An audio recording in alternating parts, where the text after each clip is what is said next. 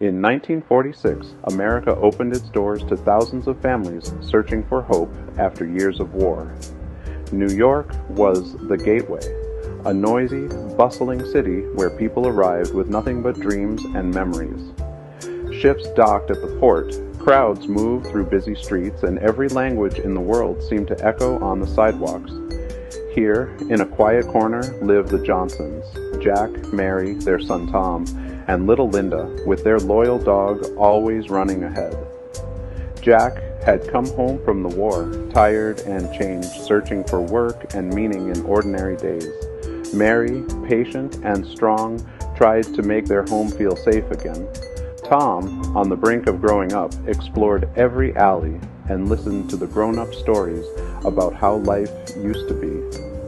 For Linda, the city was a playground of laughter and wonder, her world opening wider with every new day.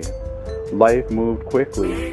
The radio played news and jazz, neighbors greeted each other with cautious smiles, and in the evenings, families gathered around kitchen tables, sharing whatever they had. Jack stared at his war medals, sometimes in silence, sometimes telling Tom about distant lands and long train rides. Mary baked cakes, hung laundry, and in quiet moments prayed for old worries to fade.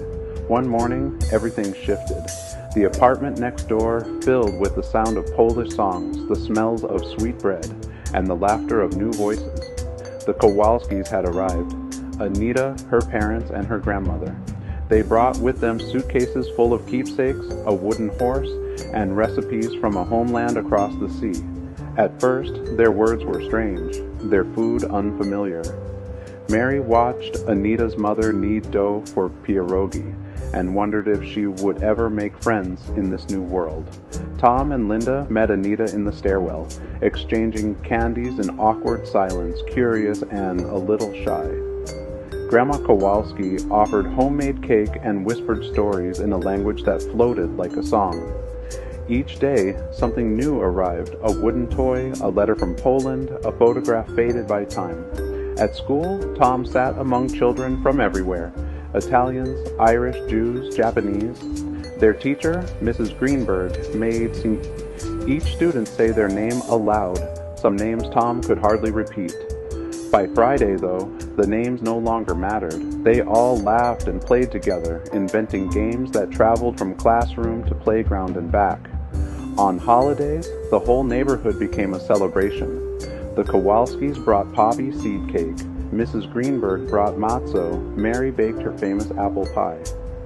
Dinner time was a mishmash of accents, laughter, and new smells drifting through open windows. Anita taught Linda to make paper dolls and sing Polish rhymes. Jack and Mr. Kowalski worked together, fixing pipes in the leaky basement, sharing stories and learning each other's ways.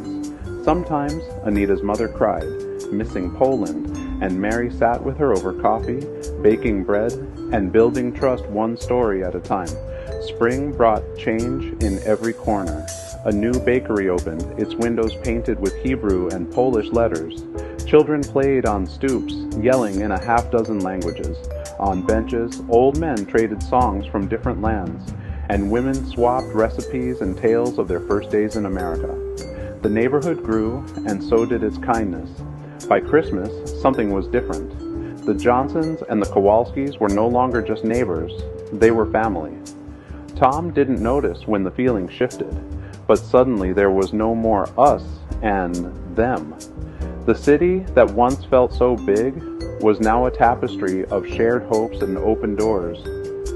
Sometimes Jack looked into the fire and thought of all the hands that rebuilt New York in 1946, hands from 100 countries, hearts full of longing for home. For the Johnsons, that year changed everything. What once seemed strange became precious, and new neighbors became family. Can you imagine your family's first year in a new world? Did your parents or grandparents arrive with dreams and fears? Did your family welcome newcomers, or were you welcomed by someone kind? Share your own story. Help us build a museum of memories. Subscribe and let the voices of the past be heard again.